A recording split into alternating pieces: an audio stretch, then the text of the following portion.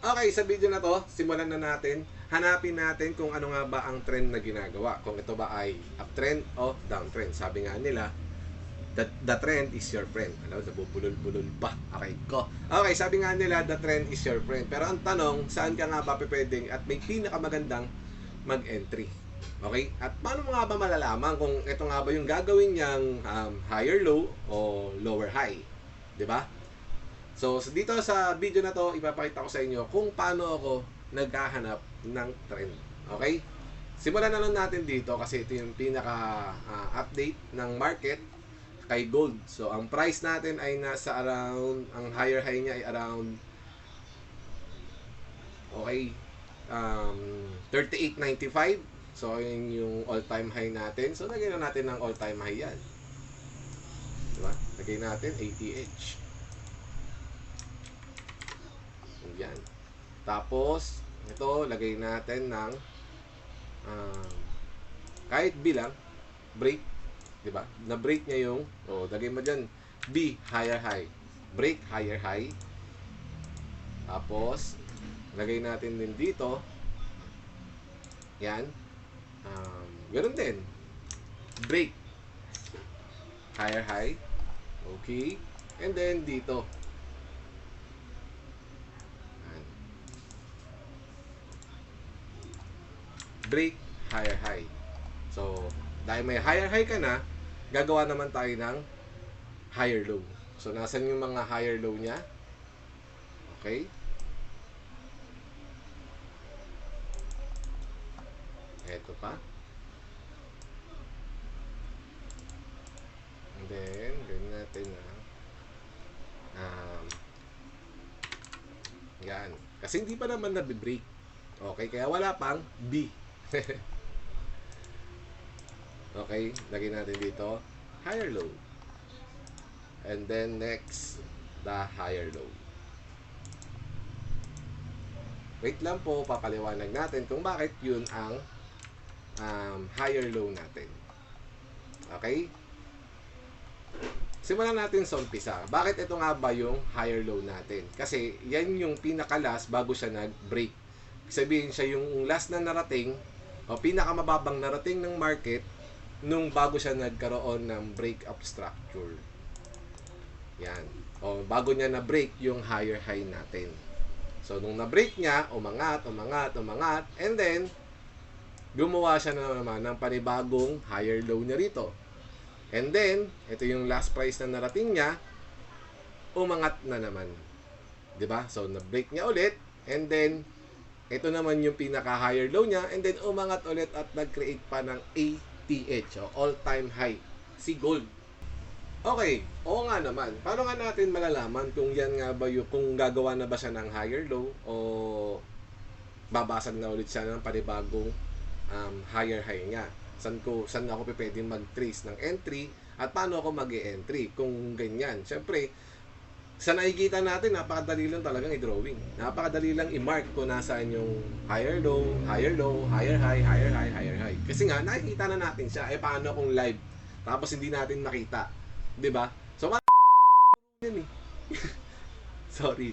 Kami kasi na parang feeling, ang dali-dali. Ang dali lang naman yan eh. Ngayon, tanong saan at pwede at kailan nga ba siya gagawa ng Ops, mga ka-traders, wait lang. Alam ko naman, busy kayo dyan sa kakaaral niyo dyan sa trade. Okay? Pero gusto ko lang naman sabihin na meron akong community ginagawa, especially para sa mga bago pa lang, sa mga bago pa lang papasok sa pag-trade. Okay? Kung wala kayong napaghihingaan ng tulong, 'di ba?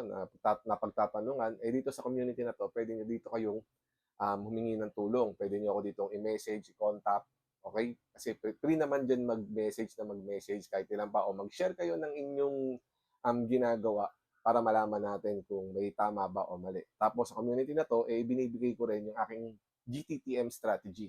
So ano ba yung GTTM? Yung Golden Triple Trace Method. So dito, ibinibigay ko po yan ng libre. Okay? Tapos may pre-webinar pa tayo tuwing Sabado Linggo. So kaya kung gusto mo sumali, click mo lang dyan yung link ng aking Telegram, and then pag nasa Telegram ko na kayo, message nyo lang ako doon, gusto ko sumali sa community ng GTTM. Okay? So dito, ipapakita ko sa inyo kung paano natin hahanapin kung saan pwedeng mag-entry. So, support and resistance, pwede naman. Goods naman talaga ang support and resistance. 'Di ba? Paano? Dito. Dahil nga nasa all-time high tayo, saan tayo hahanap ng mga support and resistance. Okay? Kung mapapansin natin yung higher high natin dito sa naumpisa. Okay? Di ba nagkaroon ng breakup structure? Tapos, saan siya gumawa ng support and resistance niya? Dito. Kung mapapansin nyo dyan, yan. So, kumbaga, tanggalin muna natin tong market na to.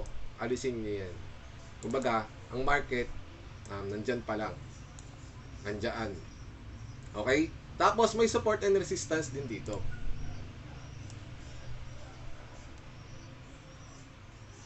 Yan.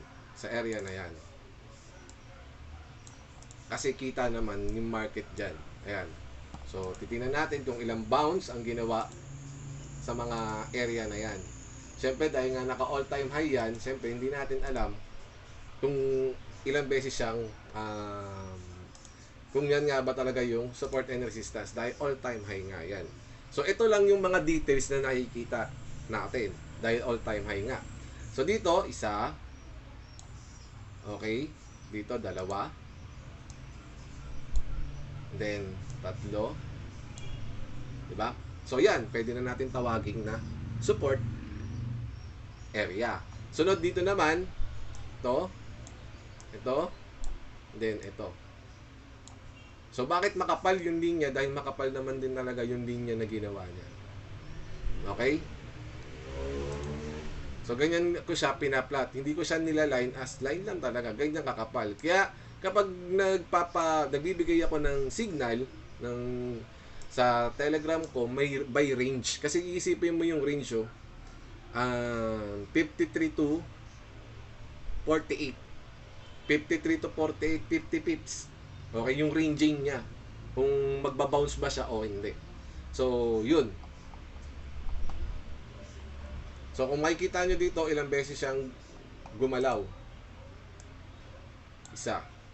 Dalawa. At kung nag-buy ka dyan, syempre nanalo ka sa support and resistance. Nag-buy ka, nakakuha ka dyan. Diba? Ayan, nakakuha ka. Ayan. Isa, dalawa. Ayan. Kung nag-buy ka, nakakita ka dyan. Ngayon, dun sa support and resistance, basag. So, syempre, hanapin mo na yung susunod na support and resist, ay yung support niya. Kita mo naman, yung support, binasag, dumaretso sa pangalawang support. Yan. Diba? Tapos, and then, nag-retest dun sa ito ngayon ay tinatawag na support, biglang naging resistance. Una, support siya. Ngayon, resistance na. SR. Support siya na ang price ay nasa taas. Ngayon, dahil nasa baba na, naging resistance na. Okay, tinaman naman, kung nag-sell ka dyan sa resistance na yan, bumaba na ang market. Nakakuha ka pa rin. Yan. So, dito, nagkaroon pa ng fake breakout. Then bumaba ulit, then umangat. Ngayon, nung tumagos na ng tuluyan dito sa area na to, tuloy-tuloy nang umangat. So ito na yung support and resistance. Ito yung resistance, ngayon ay naging support na ulit. Okay? So, okay naman at goods naman talaga ang support and resistance. Kaya nga sinasabi ko na lagi, mas maganda na alam natin yung tinatawag nating basic analysis. Okay, yung basic, kasi yung iba talaga tumatalon na sa mga advance no? Yung mga advance. Nakakalimutan na natin yung support and resistance. Okay? I-clear ko lang muna ulit. Okay, dahil nakapag-drawing ka na ng support and resistance, for example, wala ulit yan. Kumbaga, tanggalin ulit natin yan. Diba? Tanggalin ulit natin yan, yung market na yan. Sorry kasi wala ako ditong pang-replay. Diba? Kasi Ito ay free lang kay TradingView. Ginagawa lang natin to libre. Hindi tayo nagbayad, hindi tayo ano. So yung iba, may pang replay, ako wala. Okay, dito, tatanggalin ulit natin tong area na to. For example, wala yung area na yan. Okay? Tapos nakita natin to na parang ba't bumababa? Anong dahilan? Yun yung sinasabi ko, magbigay tayo ng dahilan. Kaya nga sa GTTM, method natin ay trace trend, trace entry, trace reversal. Di ba? Bakit nga ba ganun? So, iti-trace natin. Kapag nagtitrace tayo, anong dahilan? Okay, bakit ka mag-entry? Anong dahilan mo dyan? Anong na-trace mo dyan? Di ba? So, ayun. So, magbibigay tayo ng dahilan. So, una, kung sinabi mo, kaya ako nag-buy dito kasi nasa resistance mode. Di ba? Ay, nasa support mode. Okay, kaya ka nag-buy. Okay? Kapag binasag niya, bababa pa. Ganon. Ngayon, tanggalin ulit natin yan. Tapos na tayo sa support and resistance. Okay? Basihan na yon. Pwedeng isa na. Sunod, gamit tayo dito ng Fibonacci retracement. Okay? Hanap tayo ng area kung saan tayo pwedeng maglagay o mag-plot ng Fibonacci retracement. Ako, ginagawa ko, kapag nagpa-plot ako ng Fibonacci retracement, hinahata ko lang lagi pataas. Okay? Ang gamit ko dito ay yung golden line. So, hindi ko natanggal yung pero okay na rin naman. Papaliwanag ko na lang. Basta yung mahalaga, yung golden line. Okay? Nagpa-plot ako kung saan siya huling gumalaw. Dito siya huling gumalaw. Hindi yung last price at value. Pwede rin naman, pero mas maganda sa huling galaw. So, dito siya huling gumalaw. Hanggang saan? Hanggang sa all-time high niya. So, sabi ko nga, alisin muna natin yung area na yan. Ito, mula rito. Yan, mula rito hanggang doon. Yan, tanggalin nyo muna yan. Kumbaga, alis nyo muna sa isip niya, wala yan. Okay? So, ang price ay nagaganyan-ganyan pa rito. Okay? Makikita nyo naman na sa golden Fibonacci retracement natin, o the golden nga kasi ang mahalaga lang dito ay yung tatlo. Isa, dalawa, tatlo. Okay? 61, 50 at 32. Okay? Ganyan ako nagpa-plot ng aking golden retracement. Okay, dyan hinahanap natin kung saan siya pwedeng magkaroon ng retrace level. Okay, dito makikita nyo at mapapansin nyo na ang price ay tumama doon sa golden natin. Sa 50% ni gold. Diba? Pag balik niya ron, umangat. Okay? So ngayon, hanapin natin yung dahilan. Okay? Ang dahilan natin sa mga area na to, pwedeng may support and resistance. Dapat ganon. Okay? Dito sa area of 3034, wala naman tayong nakitang support area dito. Diba? Wala kang makikitang support area rito. Saan may magandang support? Andito yung support. Kung saan nagkaroon dito ng yun nga, sinasabi nating bounce. Diba? Kahit konti lang yan, mahalaga yan. Kasi nga, all-time high to eh. Diba? So, yun. So, dito nagkaroon ng bounce.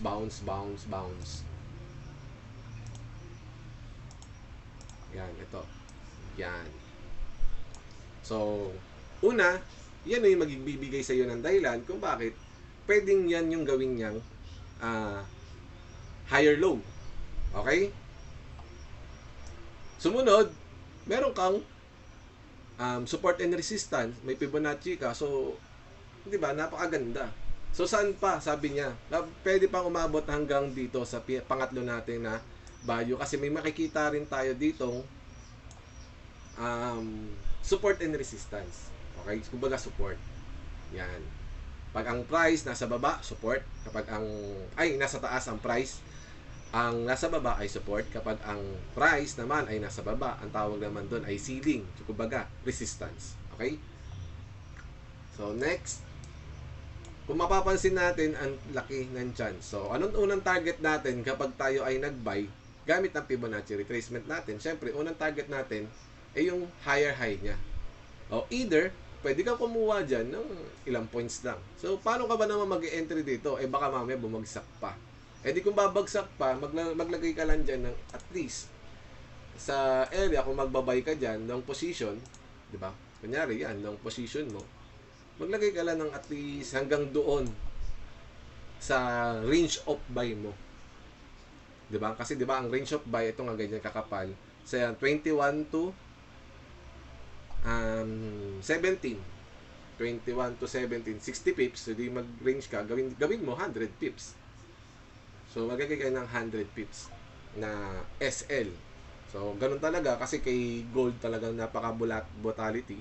Kaya nga sinasabi ko dapat laging computable yung money management natin. Kung ay kunyari 100 pips yung SL mo, ang gawin mo kung may 100 USD ka, di 0.01 ka lang. So matatalo ka ng $10. 'Di ba? Ganun siya. O kaya naman maghanap ka ng confirmation. For example, 30 minutes 'yan. Hanap ka ng confirmation sa pinakamaliit. For example, 3 minutes, 5 minutes. Diyan kung paano ka magbabay. 'Di ba? Kung ano yung makikita mo. For me, ang hinahanap ko diyan syempre ay yung reversal. Wala pa naman ako nakitang reversal dito. Pag tumama lang, then angat, then bumalik. And then, nung bumalik, kung ako yan, hahanapin ko. O yun, may nakita tayo. Ito, tinatawag nating yan, W pattern. Yun. Sign for reversal. So, saan pwede mag-entry? Neckline. Diba yan? Neckline. Lagay natin dyan, neckline.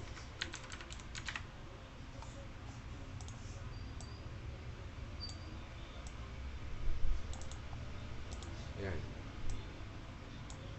Ngayon, yung neckline, syempre, alam nyo na kung paano yan yung double bottom natin. Syempre, ang neckline, yun ang doon ka mag-entry for confirmation na may reversal nga naganap. Sakto pa doon sa area of value natin. Ano ba area of value natin? Nandoon sakto sa support and sa support natin. At dito siya nagkaroon ng reversal. So ayun, makikita niyo naman, 'di ba?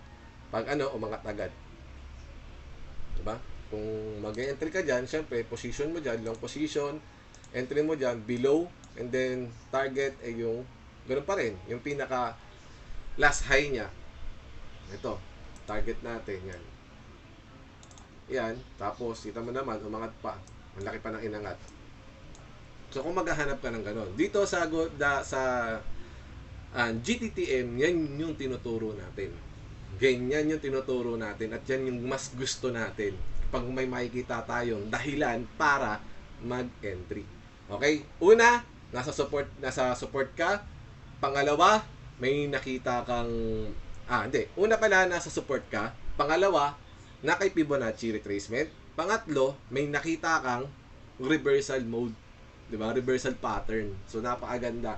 3 confirmation yung nakita mo. So pwede 'yun. Pwede ka na mag-buy or mag-buy sa area na 'yan. O kaya mag-sell bakit ka mag-sell kung wala ka naman nakikitang area, 'di ba? So dito pwede rin naman. 'To. Kung naghanap ka ng sell diyan, makikita mo rin dito, matalas yung mata mo, di ba? Yan. Sell. Yan. Boom. Mabot pa siya hanggang sa resistance ulit. Ay, sa support ulit. Panalo ka na naman. Kung nag-entry ka dyan ng short position, yan. Entry ka dito, then TP mo yan. Hindi, ito lang. Yan. Kung saan siya nagsimula, yan. Tapos, SL mo yan. Panalo ka na naman. So, ito yung tinuturo natin sa atin sa GTTM. So, anong dahilan? Kasi nandun ka sa area of value. Dahil nga, dito, sa 30 minutes, okay? Sa 30 minutes natin, di ba? Yan ay support nung una. Support siya nung una. Ngayon, dahil ang price ay bumagsak, nasa baba, ito ngayon ay naging resistance. Tapos sa area of resistance natin, gumawa siya ng M pattern o yung tinatawag natin double top, nag-entry ka, nanalo ka. So yun yung hinahanap natin, yung area of value. Value kung saan ka pwedeng mag-entry, anong dahilan, bakit ka nag-entry. So hahanap ka 3 at least 2, di ba? May dahilan ka para mag-entry. Hindi yung basta-basta ka nag-entry. Okay? So, tanggalin ulit natin to. Bigyan ulit natin to ng maganda pang sample. So, mahaba talaga to. Siguro, puputol-putulin ko na lang yung video. At, kasi mahirap mag-upload po kasi maliit lang yung aking internet. So, tanggalin natin ulit. Okay, hanggang sa makarating tayo sa mas updated pa na price. Okay? Uy, ba't nagkaganyan? Yan.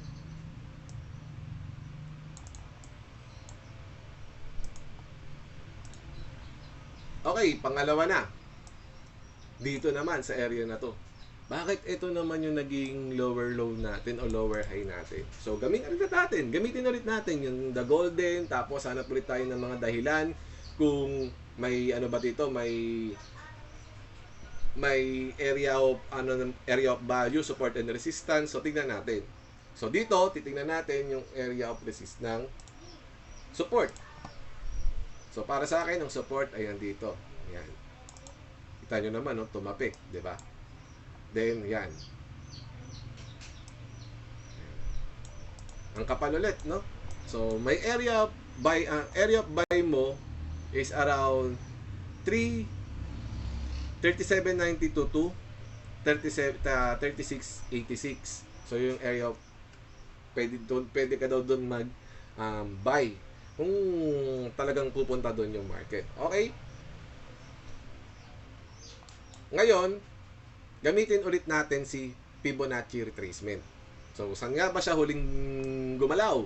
Bago siya nag-break o bago siya nag-create ng panibagong higher high niya. O, tanggalin ulit natin yan. Tatanggalin ulit natin yan. wala nga kasi talaga pang rewind. Kumbaga, para ma-rewind. Ito. So, ito. Tanggalin ulit natin yan. So, titingnan natin ulit kung bakit ba may magandang dahilan para mag-entry sa area na yon. Okay? Tingnan natin. Una, may support ka. Okay?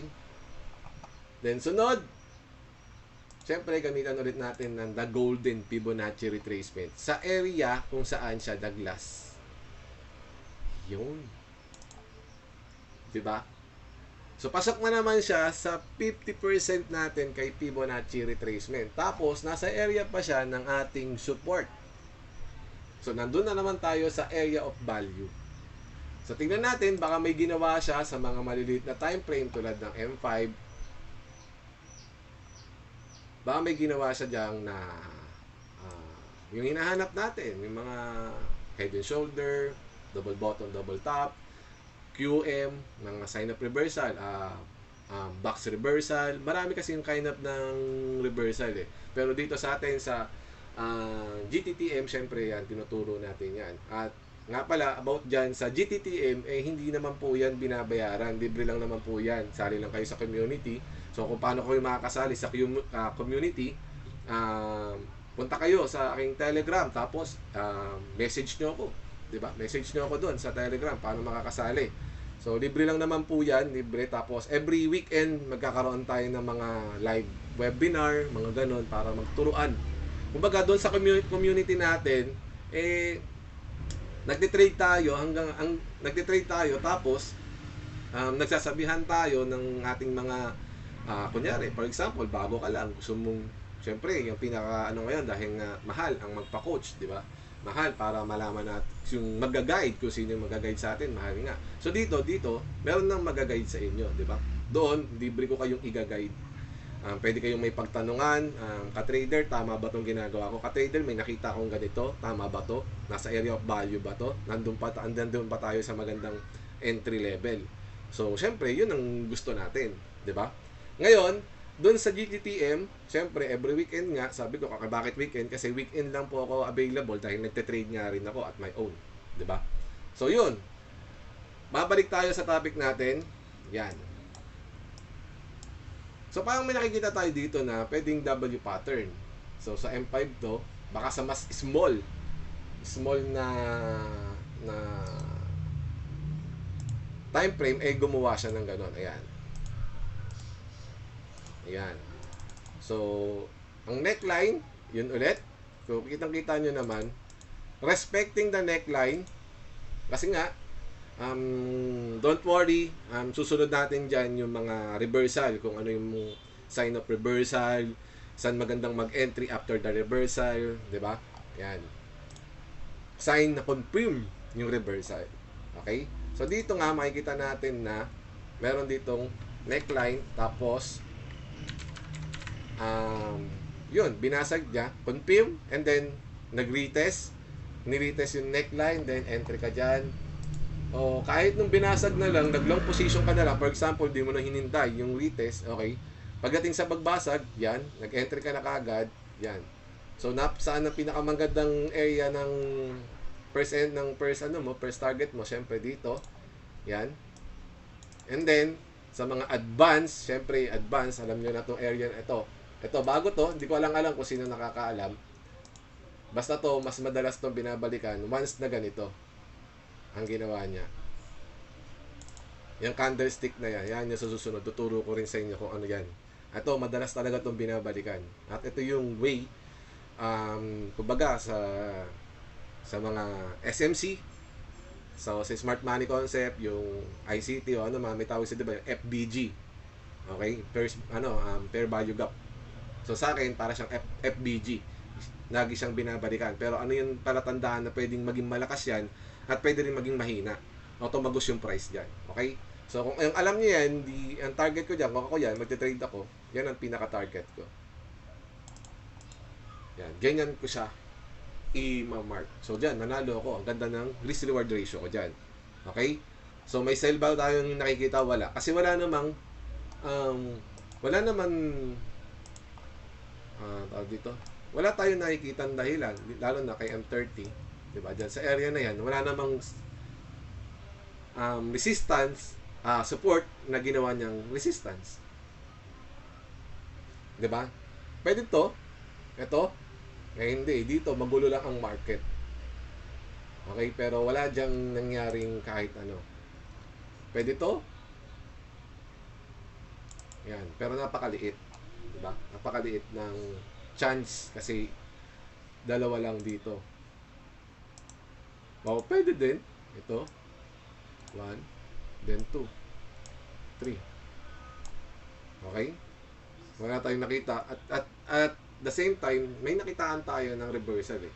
Diba? Pag reversal, napakaganda niyan. Natapos na yung downtrend. Okay, lilinawin ko lang ulit. Bakit nagkakaroon nga ba ng reversal? Downtrend. Yung trend niya pababa, tapos nagkaroon siya ng reversal dito, di ba? Then umangat. Ganun yung gawain ni reversal. So, ibig sabihin nito, tinapos niya na yung area ng pagbaba. At nag-create na siya at nagsabi na siya na mag-u-turn na siya. Mag-u-turn na, ibig sabihin babalik na. Sa original niyang pupuntahan. Kung saan man yung original niyang pupuntahan dahil sobrang lipad na ng market. Okay? Maraming nagsasabi, 4,000. Diba? May 5,000. Pero syempre, ang market kasi ay nasa, para sa akin sa RSI, may nakikita tayo dyan na overbought pero hindi pwedeng tignan. Kasi kung obvious na may overbought, natural, lahat nakaabang sa sell. Kaya ganyan ang ginagawa niya. So, pinakamaganda kapag may overbought, yan nyo susunod ulit. Sasabihin ko ulit yan, ituturo ko naman yan. Maganda kapag may overbought, hanap tayo o look tayo ng mga divergence. Okay? Una, high time frame yun, monthly, siguro pinakamaganda, hanap pa ng divergence yan sa mga day 1. Siguro mga ganun. Day 1, yan, week. Kasi nga monthly siya di ba? Napakalaki niya. Okay, pero bago pa mangyari yun, talaga napakatagal. So, ayun. So, natapos tayo kung paano ako nagpa-plot ng Fibonacci retracement, kung paano ako naghahanap ng trend, sa pamamagitan lang ng price ba, ng pure price action. Diba? So, dito, may tatlong confirmation. Support and resistance. Fibonacci retracement. Candlestick pattern. O, diba? O, yung structure. Reversal. Diba? Napakasimple lang. Ganun ko lang ginagawa kung paano mag-trade sa Forex. Lalo na dito kay gold. Dahil nga napaka-volatility nito. Sobrang lakas at bilis ng galaw ng market. So, ayun. Hanggang sa susunod. Hope na ituro ko sa inyo na maayos. At kung hindi naman, pwede nating ulit-ulitin yan hanggang sa makuha natin. At kung gusto mo naman, sumali sa aking GTTM Sa Golden Triple Trace method natin, pwede naman. Andyan naman yung link ng Telegram ko. Doon sa Telegram ko, pwede naman kayo mag-message. Gusto nyo pumasok sa GT community ng GTTM, pwede po. Pwede naman po yun.